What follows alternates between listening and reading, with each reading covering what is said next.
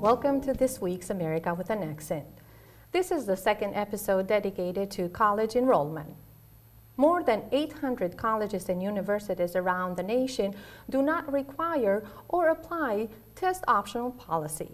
Creighton University here in Omaha, Nebraska will join this group of institutions in 2020. Sarah Richardson, the Assistant Vice Provost for Enrollment Management and Director of Admissions and Scholarships at Creighton, will help us understand this growing trend, will explain to us why her university decided to do so, and what does this decision mean to future applicants and their families. Thank you, Sarah, for being here today. My pleasure. Let's start with the first question. What is considered to be a standardized test? The standardized test is a reflection of a base level of knowledge that students who are in high school, who are looking to go on to college, what they have taken. The ACT and SAT are two nonprofit organizations that are most typical for high school, usually juniors and seniors to take. All right, and let's put this thing into context very shortly. When and why were those two testing systems invented and created? They were created to help to standardize, because every school across the country has a slightly different grading policy, to help measure how students are performing in their coursework and give feedback to that student and to their school about things that they're comprehending and things that they need to continue to work on. It also has become a great benchmark for how a student may be ready for going on into college. Okay, and you said that those are nonprofit organizations, Correct. Both of them. How much does the test cost, one of them? On average, between $50 and $70 per time that you take the test. And do you have any statistics? Usually, how many times does a student take the ACT or SAT test? Generally, 1 to 3 times. However, there are students who take it many more times than that as well. And why do they take it so many times? They want to see if they can continue to do well, to continue to improve their scores so that they can be considered for very selective institutions that may require a very high test score. And every time you take the test, you pay the fee. Exactly, right? You pay. Okay.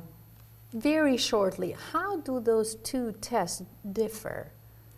So the ACT has 4 different parts in the traditional test itself. They'll be tested on English, math, science, and writing, and they'll take that test in the course of a morning or an afternoon. The SAT has 2 different parts, critical thinking and math.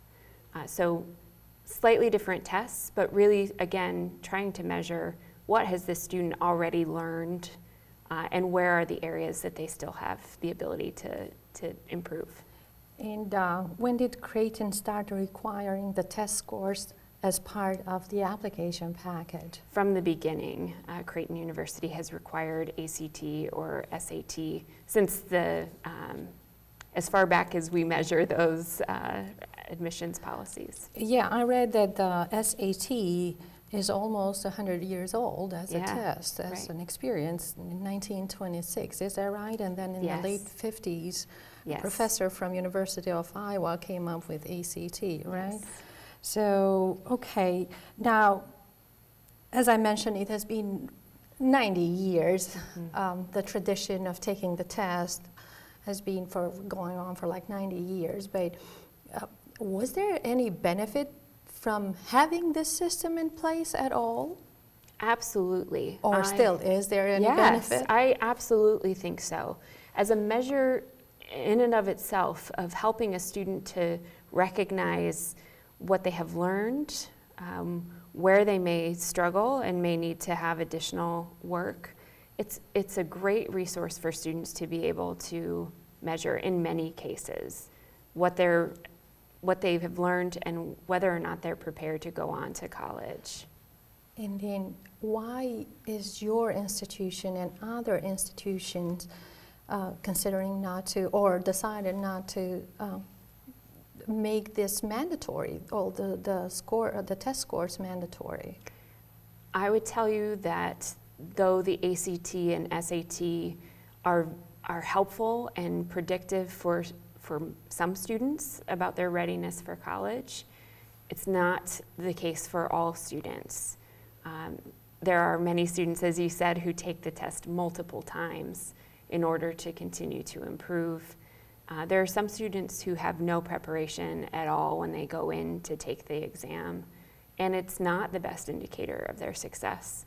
And the correlation when you study a student who enters college and their performance in college, if you measure just based on ACT or SAT alone, for some students it has absolutely no correlation in their success in college.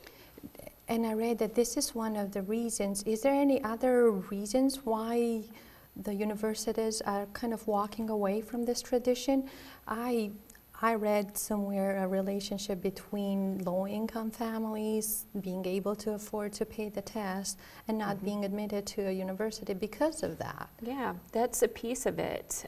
There is some unintended bias that's built into these standardized tests, and some access that students don't have to testing preparation services. Some students have the ability to sign up for classes to help them understand how the tests work and what they need to do in order to score well on those exams.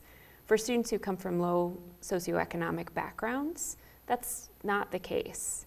And I think that the student that had the preparation, had the ability to be in those classes, is sometimes at an advantage just because of their access to those kinds of opportunities.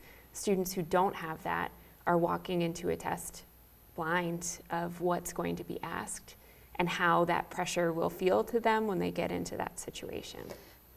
Now, if there is a piece of information in my mind that I would like to clarify. Did Creighton, or still does Creighton have a policy on which ACT or SAT is acceptable for the school? Score? Yes. We don't have a set minimum at Creighton. Okay. We have a very holistic review process where we read every piece of information that a student sends to us to determine, does this student have what it takes to be successful? In some cases, that's an ACT or an SAT score that is very strong. In other cases, there are other factors that tell us, though this student has a lower test score, they still have the ability to be successful here. And that's measured through their high school curriculum, through letters of support that come, any number of factors. Okay. All right. So what is the new policy, briefly, or how will it differ? Is it different from what you're applying right now? Sure. Students will still have the ability to send all of the information that they have traditionally sent to us, which would be the high school transcript, letters of recommendation, standardized scores. This policy is saying to a student, if you look at your test score and don't believe that it's reflective of how you've done in high school and your potential in college, you don't have to send that score to us. We'll evaluate you without reviewing the standardized test score. Well, will they have to take the ACT or SAT at all, or is just at the beginning of the process? Yes. How this thing is going to work? Yeah, so at this point, most of the students in the United States are still taking the ACT or SAT.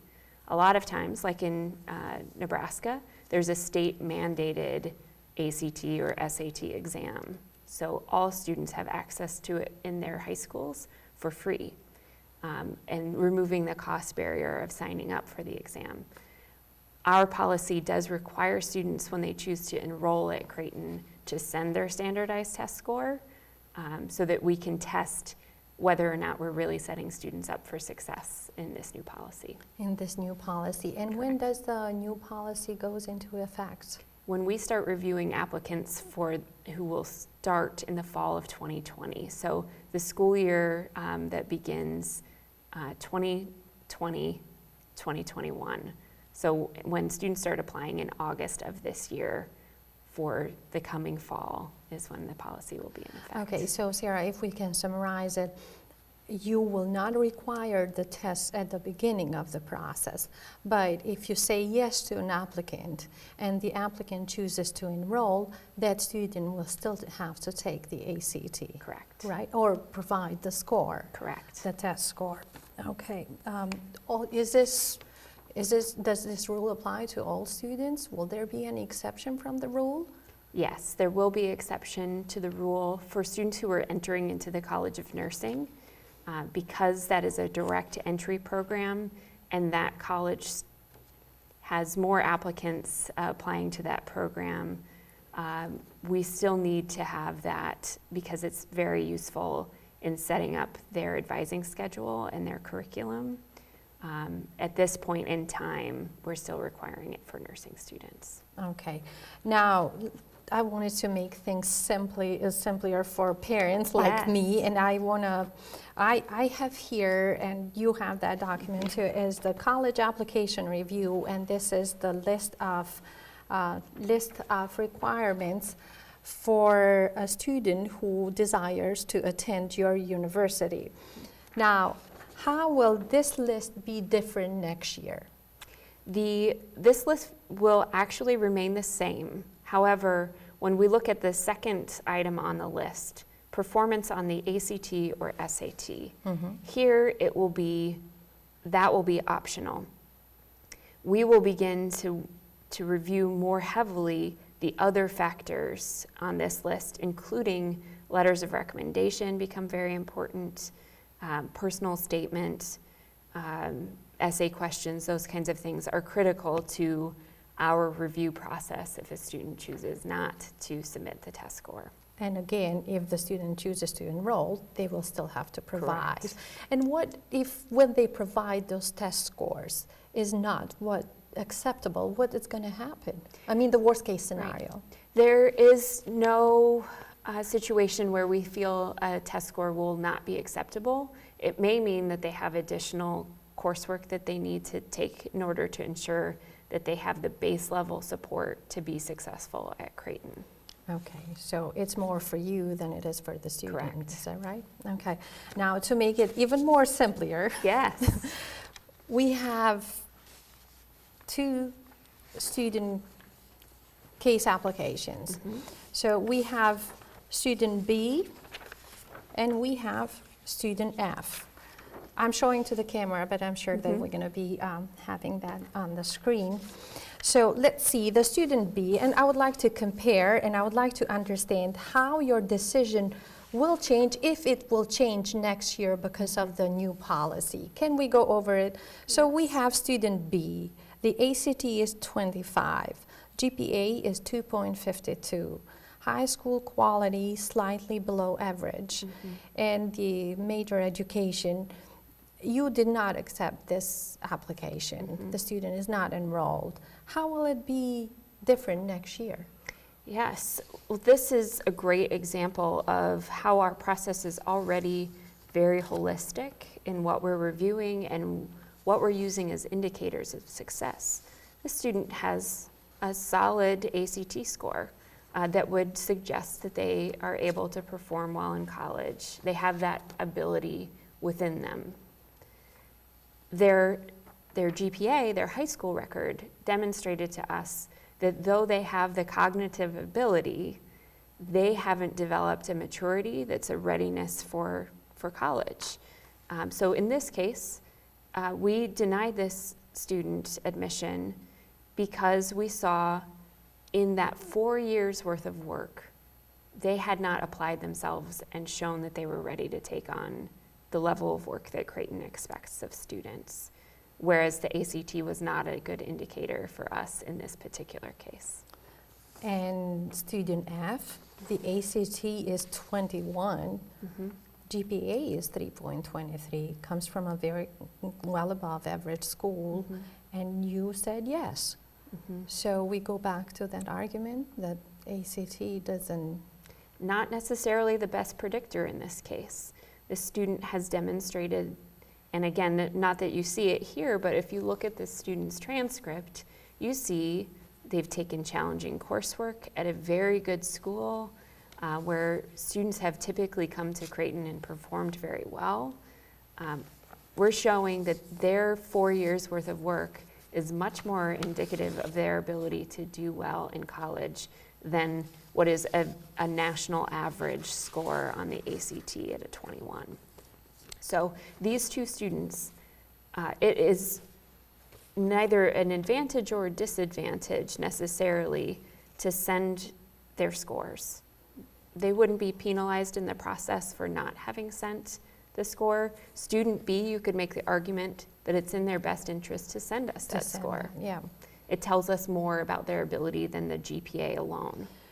Student F, some families might say, a 21's not a great score, so I'm not going to send that score along. And in this particular case, because the high school curriculum was so strong and because students have done well, it would be perfectly acceptable to not see that score alongside. So next year, GPA becomes very important, right? And high school tradition, is that right? That is correct. You mentioned letter of recommendations as well, but out of all that you've listed in the package, application package, what is the main entry there that the student should fight for that? Yes, I think that still today, even under our normal policy, our traditional policy, we spend the most time evaluating the high school transcripts. Being able to see that trajectory of work is important. So if we simplify what those two entries represent, ACT is more your ability that you were born with, and GPA is what you have been able to build up on that natural ability that you were born with. I think that's a good comparison. All right. Now, when I was doing the research about, and this is more of a general assessment now, and not about the student case anymore, but when I was doing the research, I read that the ACT and SAT is a good test, and it was a good test to tell a student that are you ready for college or not. And at the same time was a tool for you as an administrators to make a sound decision, to have a common data point to compare this applicant. Let's start with the student. If you tell a high school student that ACT or SAT is not required anymore, are we telling those students that it doesn't matter if you're ready or not for college, you're going to college? That's a great question. In my opinion, no. We will still tell students that it's in their best interest to take the ACT and SAT because it can give them good information about their readiness and what they should be doing. I think that most students will still take those exams. Okay, and as an administrator now, if the data that you're provided with gives you a ground where you compare students from different parts of the country, and you are saying no, at first we will not need that, how will you be able to compare the students? And I mean, you will be having applications from East Coast, West Coast, and as you said at the beginning, this was a tool to understand where the students stand compared to an average, national average. How will you do that comparison from now on? It puts a lot more ownership on us to really understand the student school situations that they're in, to spend more time with the high school transcript, and to ask that the students send letters of support that help us to understand the context of that individual student. So you will be looking more into the application, not that you weren't going, they weren't doing right now, but other factors, and will be more. Okay, now Sarah, there is one question that it doesn't necessarily relate to the topic. It does relate to it, but it's not directly related, and it's more of a personal observation. When I came to the United States, I noticed that college, university, higher education, undergraduate education was already very accessible. In my country and in countries that I'm familiar with, the systems that I'm familiar with, it's really challenging to get into school, a college. By taking this ACT and SAT, you will be able to attract more students to make the school more accessible. And I appreciate knowledge a lot. Education brought me here. However, the question that I have in the back of my mind is that you're increasing the number of students, but will the market be able to use that workforce? Basically, they're paying for their knowledge, they're gaining a degree. Will they be able to use the degree afterwards? That's a great question. I think it's really important to understand the changing demographics that will happen in our country in the next couple of years. We'll see a decline in the number of students who are college age, college ready to go to college, and the number of students that make up that smaller number of students in the United States that are eligible to go to college based on their age. The number of students that come from a first-generation family where neither parent has gone to college will be greatly increased, suggesting that a socioeconomic status is not as high, and being able to be proactive and help students to be ready for college, to remove a barrier that may not be a good indicator of their ability to be successful, is why a lot of schools are moving in this direction. And so to answer your question, it's not necessarily that there will be more students in college. We don't have the intention of having a larger group of students in our freshman class for the fall of 2020. Our idea is to make sure that we're putting students in the best possible situation to get admitted and get into college, though they may come from a background that they haven't had access to the test in the same way. Okay, so it is considered when you make the decision, you do look at the future and what's going on and the trend. But now, from a different point of view, if I'm a parent and I see that an institution that has a very good reputation is not requiring ACT and SAT, I have problems telling those two tests. They're so similar. But if as a parent, will I be thinking, maybe I will be thinking that, well, maybe the quality of teaching at that institution will be compromised because they are taking away this ACT.